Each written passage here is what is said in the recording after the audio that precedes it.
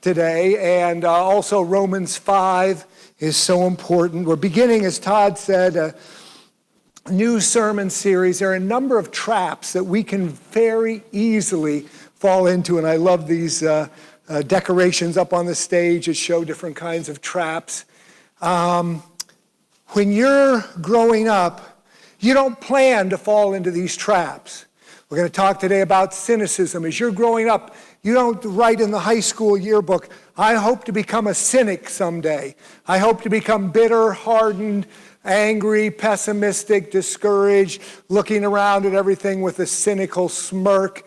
Nobody plans that, but yet many people end up there as they go through life, as they get battered and beat up and try with some measure of optimism to start all over again and then get knocked again.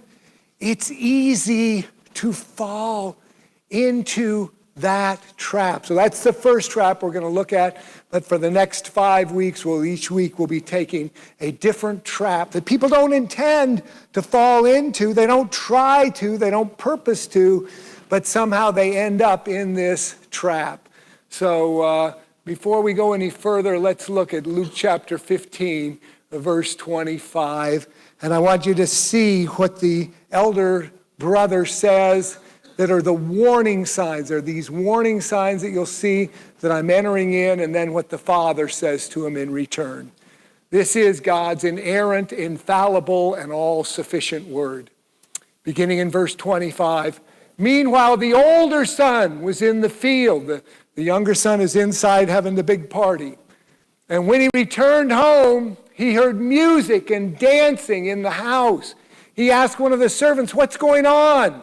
"Your brother's back," he was told, "and your father has killed the fattened calf. We are celebrating because of his safe return." The older brother was angry and wouldn't go in. His father came out and begged him, but he replied, "All these years I've slaved for you and never once refused to do a single thing you told me to.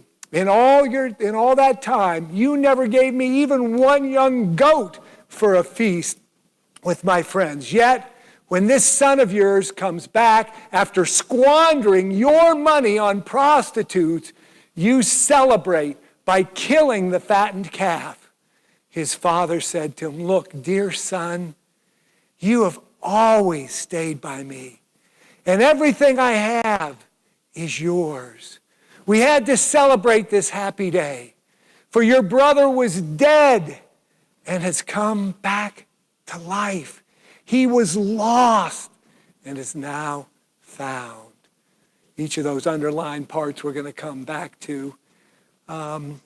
There's a book I read at Bucknell in one of my English classes. I didn't have a choice on it. Albert Camus, The Stranger, or it might be translated The Outsider. Albert Camus wrote that in 1941, later won the Nobel Prize for Literature because everybody thought he had such wonderful things to say. But he believed in the absurd. He believed that life was absurd. It doesn't make any sense. And he felt that we have three options, and he felt generous supplying us with a third option. The first option was to take some kind of crazy leap of faith to believe in a God that he said for 2,000 years people have found meaning from God, but that we all know that that's not real, that there is no purpose to life, there is no plan, and again, he's winning the Nobel Peace Prize, this guy, writing all these things. Not Peace Prize, the Nobel Prize for Literature. So anyway, he said the first option is even though we know we're just this little piece of organic matter spinning around on a rock in some corner of the universe, even though we know there's no purpose or meaning to anything in life, just take this crazy leap. And he said, you can do that. He didn't recommend it. The only other option is suicide. Because life is meaningless, because it's absurd, because there's no purpose, just commit suicide. But he said, I'm going to offer you a third option. And that is to act like it has meaning, enjoy the different moments of life, grab a hold of them, and just act as if there's purpose. He begins with these very encouraging words that became a very famous, one of those famous opening lines of a novel. Mother died today, or maybe yesterday. I can't be sure. How you like those encouraging words?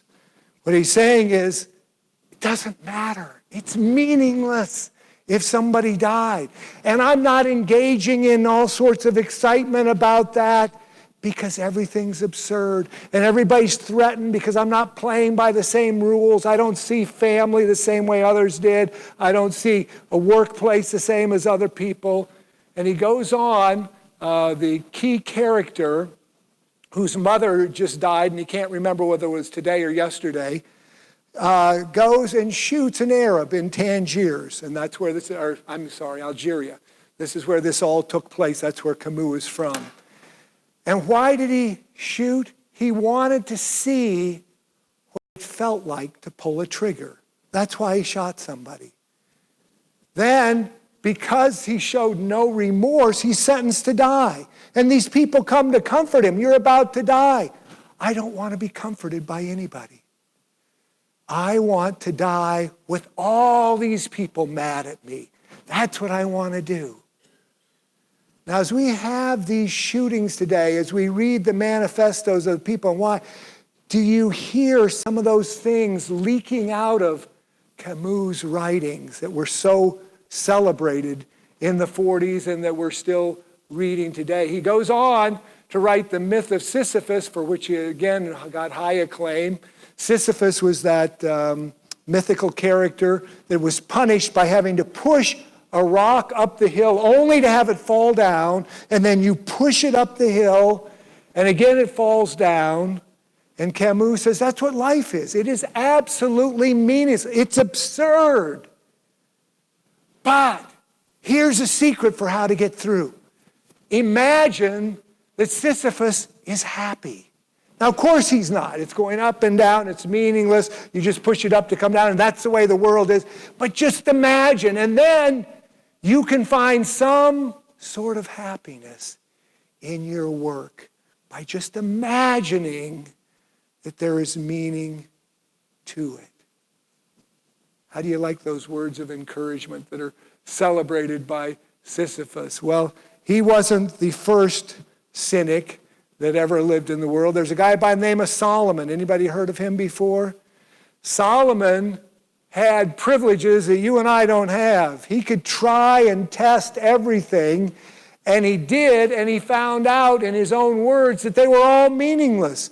He pursued wisdom and wanted to gain all knowledge and everything he could, and at the end of all of it, he said, it's all meaningless pursuing wisdom. He pursued pleasure. He said, I denied myself nothing. He had 1,000 wives and concubines.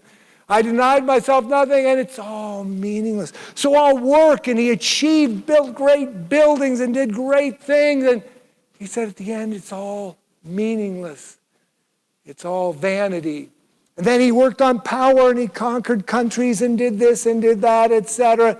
He said it's all meaningless. So he went after wealth. I was just reading in my quiet time in 2 Chronicles. It says gold and silver was so plentiful during Solomon's reign that it was like stones on the ground. He went after wealth, and he said, it's all meaningless. He fell into the trap of becoming a cynic. How can we be protected from falling into that trap and becoming cynical like Solomon did and like Camus did and so many others? Maya Angelou said, there is nothing quite so tragic as a young cynic, because it means the person has gone from knowing nothing to believing nothing.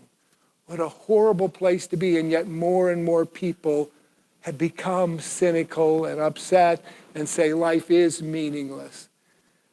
I want you to be aware of certain alerts that you are heading down a road to a path that will lead. So it won't be a great surprise to you that the path you're on is leading to cynicism. Do you ever get an alert on your phone?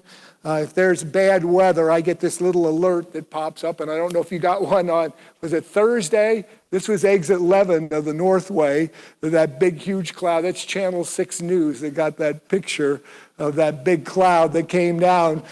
There's certain alerts that we have. Now, Michael Robinson says his phone gets alerts when heresies are being preached. And he said every time I start preaching, his phone gets this little alert that some kind of false doctrine to say, uh-oh, there's an alert. So anyway, I'm hoping you're not getting, it's not ringing now, is it? It's not going off. Well, I haven't gotten to it yet. Okay. All right. So anyway, what were the alerts to say? If you look on the right side of your bulletin, there's an outline of where we're going so you can keep up. What are some of the alerts of knowing you're headed towards a life of cynicism? Well, the first thing the older brother did is he knows too much. He's like Camus. He knows it all. He understands. He can see what's going on here. His younger brother gets all the attention, gets his inheritance already, all the favors on him and rests it. And so he's become cynical and bitter and angry. He's prideful. He knows what's going to happen, and he knows it's going to end up bad for him. And so he's mad and upset that everything isn't the same for everybody. And that's where the cynics begin, when you're so smart that you know everything and you know what's going to happen and you can figure out God and you can figure out life and that it's all bad. That will lead to trouble. Secondly, he's been keeping account. He's worried about fairness. If you hear a politician who is pushing for fairness, would you please get away from them? They are manipulating you. They are trying to make you feel sorry for yourself, and they're going to make everything fair. And of course, government can't make stuff fair. They can make fair misery, but they can't make things fair. He's been keeping an account. He's been aware of what he's had and what he hasn't had. Here's what he wrote. Here's what he said. All these years, I've slaved for you. Do you see how he put that? I've slaved. This is going to be his farm. He's working a job. He's doing what he's supposed to be doing. It's all going to come to him. He's preparing to take over the farm. And yet now, because he's become embittered, because he's so smart, he feels he is slaved for his dad. Instead of just saying, I've got a great job and a great opportunity, this is coming from me. Never once have I refused to do a single thing, and he's keeping a record, just in case you didn't know. And in all that time, you never gave me even one goat. You give my brother a calf, I don't even get a goat for a feast with my friends. When you're starting to keep an account on, is everything fair? Is everything the same? Is everything the even? You're headed towards a road of cynicism, because it'll never be the same. It's different from the get-go. And as I've told you many times, of course life isn't fair. From the very beginning, look how good-looking I am. And people laughed louder at the first service and act like that. So anyway, so things aren't ever going to be fair, because God's purpose for you is different from God's purpose for me, which is different for God's purpose with the person next to you. And so God gives different things because he has different purposes for each and every person. The third thing is he's self-righteous. He's looking down his nose at his younger brother, saying, this son of yours comes back after squandering your money. No, it's the money he gave. It was the inheritance for his brother. On prostitutes. If you're sitting around self-righteously looking down on other people and condemning them, you're headed towards a path that's going to lead to cynicism. And it's amazing how generous we can be with ourselves and our faults, and how harsh we can be as we look down on other people. But he's busy looking at everybody else's. It will lead to cynicism. He's filled with self-pity, which affects his relationship with the Father. So he's got this self-pity thing going here. The older brother was angry. Why? Because he felt sorry for himself. That's why.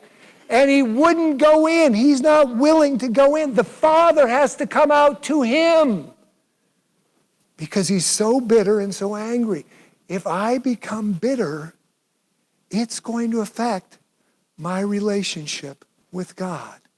If I become bitter, I'm not going to be in good communion with God. If I don't think everything's been fair and God owes me something, that's going to hurt my relationship. I'm not able to sing the songs that we sang here today. If I'm worried about, is everything exactly the same? Which, of course, it never can be. Number 5, he hasn't grieved his losses. He hasn't experienced closure or dealt with his issues. He's upset about what his younger brother did. He hasn't dealt with it, and he's keeping a record of everything, and it's boiling over when this situation shows up unexpectedly. All that he's been keeping a record of boils up because he hasn't dealt with it. Life hurts. Life stings. There are painful moments that will knock the breath right out of you. I've told you many times how that one time at the Caldwell farm, when it looked like we were going to lose everything, I couldn't even pray. And Emma and Ann Caldwell had to pray over us because it was so devastating. Now, the whole thing got solved in 6 hours. But at that moment when it first hit, I couldn't even pray. I couldn't even talk. I was just stunned. There are times like that, as you all know, because you've all experienced that. That needs some time, some closure, some healing. I recommend you schedule time to get alone, and we're going to talk about a famous person who did just that in a second. Schedule time alone, sometimes with a godly friend, to say, this hurt. Because it really does. We don't want to just stuff it in, because then it comes boiling out again like it did for the older brother. We need time to go alone, to get alone and say, God, that stung, that hurt. That wasn't what I'd planned. That isn't the way I thought it would be. And that's okay to work that through so that when something surprises us, we're not walking around blowing out things that happened years and years before. He's projecting the past into the future. He's saying, okay, it's been bad here. It's bad right now. The future is going to be bad. You don't know what the future is going to be. But he's projecting. He's just saying, well, this is the way it's always been. And it's so easy to get into that trap. It's always been bad. It's bad now. It's always going to be bad. It's so easy. You don't know what God's going to do. And again, the songs that we sing about build our faith to believe God is going to come with a breakthrough in those areas of our lives that are so hurt. So we don't want to project like this son did into the future, things that have happened in the past. He has stopped trusting, hoping, and believing. In other words, he's become a cynic. No more optimism, no more hope, no more trust. It's not hard to end up there. It's not hard to get trapped by this thought process. What we want to make sure is that we see the warning signs when we start talking about fairness, when we start seeing self-pity, when we start becoming self-righteous, looking down our nose at other people. We're headed there. We're halfway there. What can we do about it? Well, the prodigal father and the Apostle Paul are going to help us out a little bit. What's the remedy? What's the antidote so that we don't fall into cynicism? The father tells us. The father reminds him of their relationship. His father said to him, "Look, dear son, Charlotte was speaking about that as we were singing, how God has called us his child. John 1:12, he's given us, those who believe in him, he gives the right to become children of God.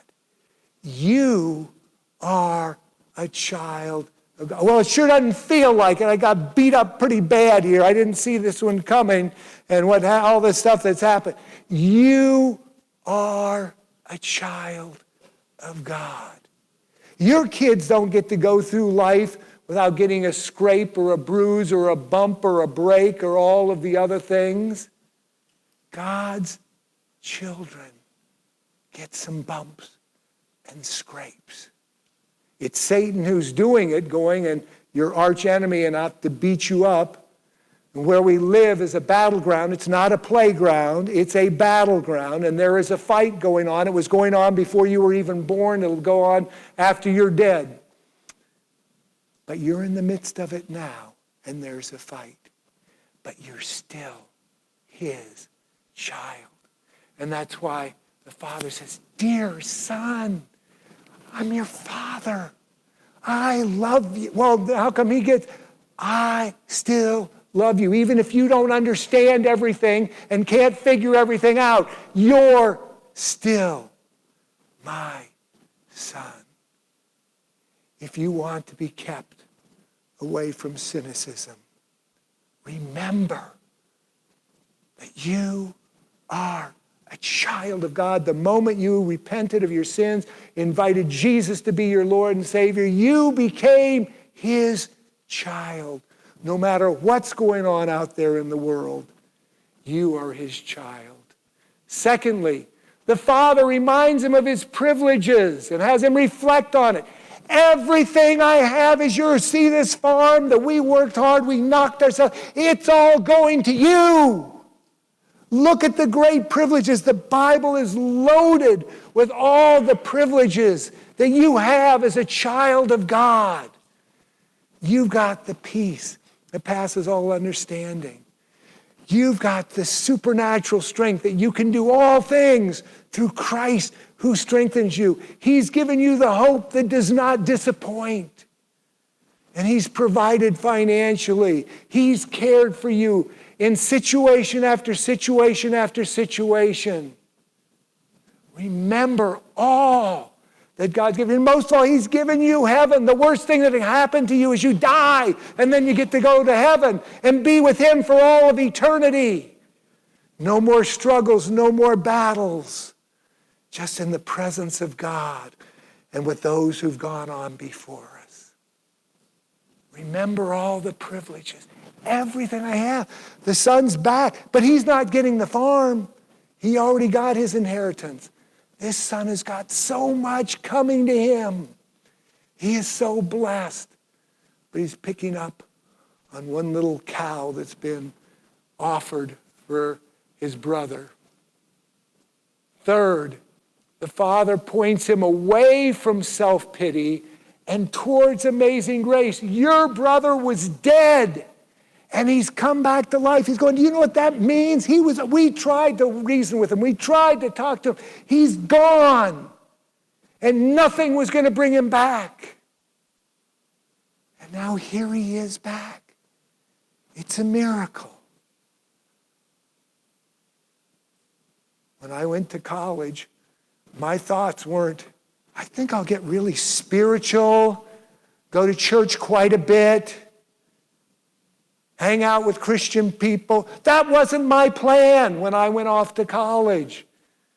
It was celebration, celebrate. That's what I went for. I was so excited about that. God found me. He broke me first, crushed me, so I began looking, wasn't too interested in celebrate after a while. But God found me. And he's the one that's given me these privileges. And that's grace that God found me. I was dead. And I came back to life when God intervened. Focus on the supernatural. I told him at the 9 o'clock service about how excited I am about Steve Kemmer. Steve Kemmer came to us in the church crushed and broken, work disability on workers' comp, 2 surgeries because the first one was botched, has some permanent damage, and here he comes and receives Christ, goes on a mission trip, and Friday night is leading a Bible study over at Jemmy's house. Instead of sitting and feeling, he did what? What did he do? He did? Oh, I'm surprised. I mean, of course he did, is what I meant to say. I meant to say, of course he did. Michael, did your alerts go off while he was speaking? Did you get any Berean alerts? He was okay. Okay. Right. Okay. So here's Steve, instead of feeling sorry, saying it's not fair. How come other people get a surgery and it works fine and great? What is it about me that I have to have 2 surgeries and have some permanent damage from the first one? Instead, he's focusing on amazing grace. Instead, he's working on winning others, encouraging others, building up others, watching the kingdom of God take place. Even though it's not equal, we're all working together, using those gifts and abilities that God's given to each one of us, doing our part, and watching God do the rest. Romans 5 reminds us that God has rescued us. Here's again where I was God's enemy. Since our friendship with God, Romans 5:10, was restored by the death of his son. Somebody died so that I could have my relationship with God. It didn't just happen by itself. Jesus died so that I could have a right relationship with God. And he died while I was his enemy. I was his enemy as I'm off at school, first going. I was his enemy in high school. I wasn't looking for God. I was looking for fun. Where's the fun? Where's the excitement? But while I was his enemy, he died for me. He found me and died for me before I gave him the time of day. That's grace. That's our God. Romans 5 reminds us that there is a purpose behind our trials. Sure doesn't look like a purpose. It looks like just a great big headache, just a great big problem. Here's what God says. We can rejoice too when we run into problems and trials. What's so great about a trial or a problem? I'd like to stay away. How many of you just love it, just rejoicing in trials? No, I don't want them for you. I don't want them for me. And yet, for our kids, don't you want your kids to fall and trip and get their nose bloody and have a struggle and have a battle? Yes. We want them to grow up strong. Well, God wants us to grow up strong. Here, James is even worse. Count it all joy when you encounter various trials. That's what James says. James 4. Why are you surprised at the fiery trials that surround you? You're on a battleground, not a playground.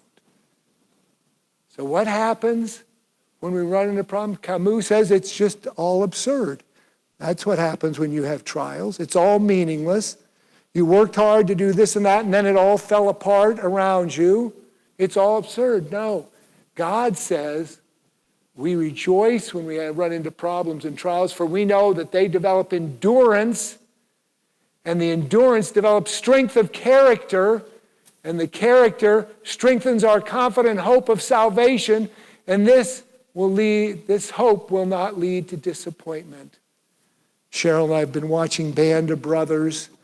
You know, a year ago we went to D-Day to the Normandy beach, and we watched Band of Brothers, and here's our soldiers, no ammunition, no, 1 round per soldier. Each soldier had 1 bullet because there was no ammunition.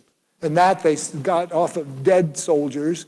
They died. They didn't have the right clothing for winter. It's January, one of the coldest Januaries Belgium has ever had.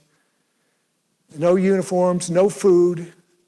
And they're out there holding the line, and they're outside in January for a month.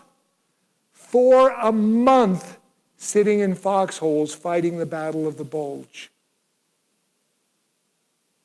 They were learning endurance, strength of character.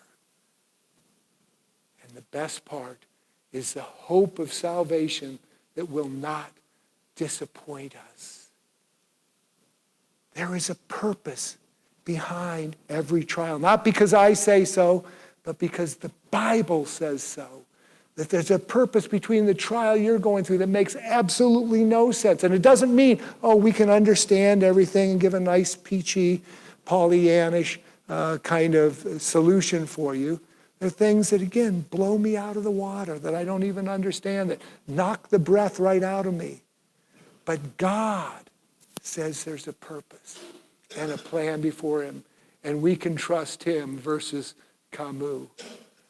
Let me tell you about Teddy Roosevelt. Teddy Roosevelt could have felt very sorry for himself. He was born into a very wealthy family. You don't need to feel sorry for that part. But he had terrible asthma. He could not go to school with anybody else. He couldn't breathe. And his whole child, he was so sickly and so weak that he could have said, it's not fair. Everybody else is healthy and strong. They're going off to school. I'm here at home because I don't have the endurance to be able to walk to school and attend school like everybody else. Well, he worked out and struggled and exercised and did everything he could and finally built up his body good enough that he could get to Harvard. He got to Harvard, then went to Columbia Law School. He's now in the assembly and working away, has a good career going. And in one day, his mother and his wife, who he dearly loved, both died the exact same day, within hours, unexpectedly. They both died. He was absolutely crushed. He didn't just go, well, things are absurd and it doesn't make any sense like Camus. He was crushed. He didn't hold it all in and just stuff it like the elder son. Instead, he resigned from the assembly, went out to the Badlands of North Dakota, and spent 2 years as a cowboy. I wonder what the Badlands of North Dakota looked like in the 1880s. That must have been pretty barbaric, living out there. But that's what he did to deal with the loss, the grief, the pain that he endured. He'd been clobbered.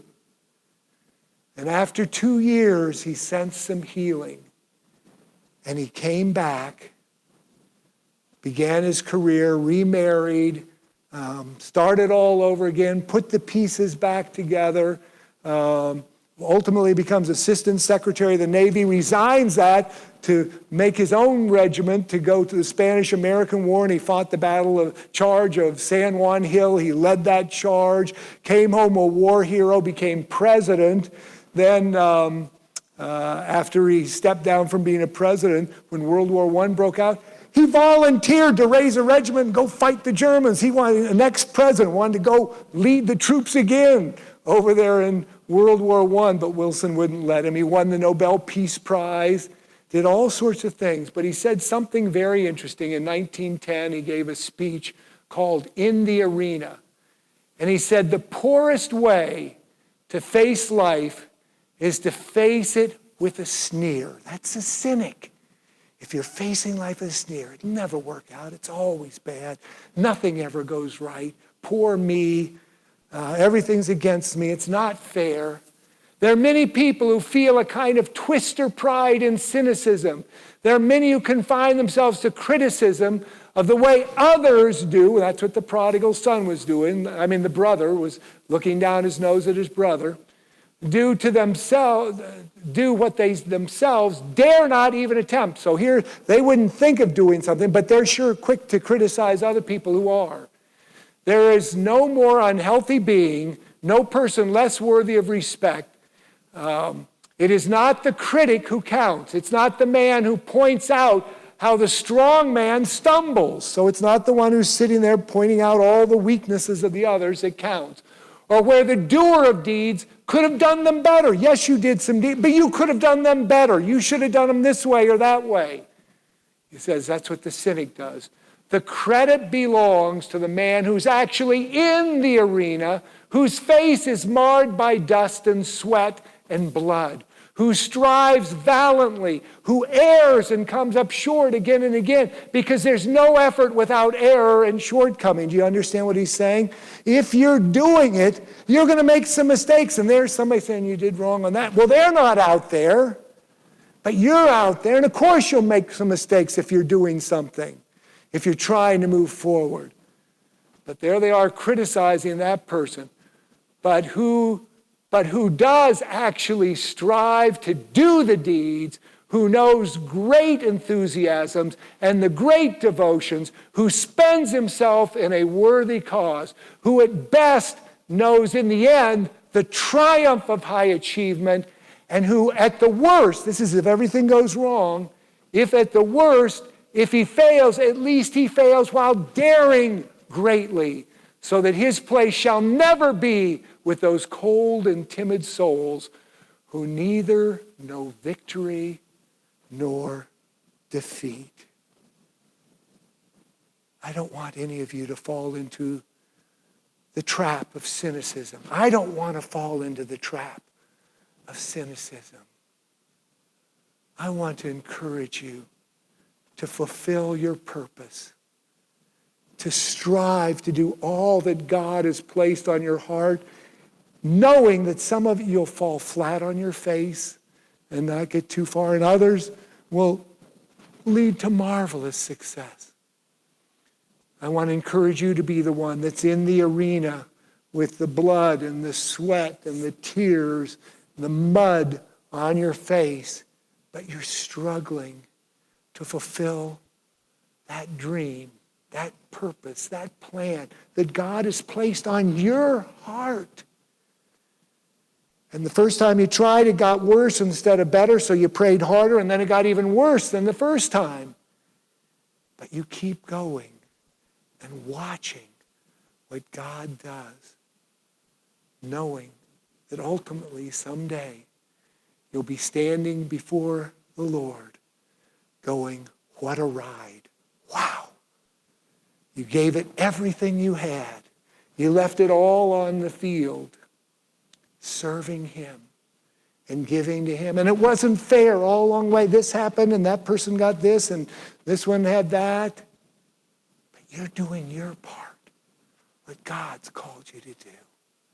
Would you grab that little next step sheet in your bulletin that hopefully has your name on it so that I can remember your name after I read it. But on the back of it, there are 5 questions that I'd like you to put a great big yes next to. I'd like you to respond to this, not just say, oh, well, I heard it, that's fine. I want you to respond and put a yes to 5 questions. The first one, Lord, forgive me for the times I've become cynical. We've all become cynical at some time. We've all looked down our nose at some point. We've all said it's not fair, it's not right. Number 2, protect me from self-pity and complaining about fairness. There's no such thing as fairness.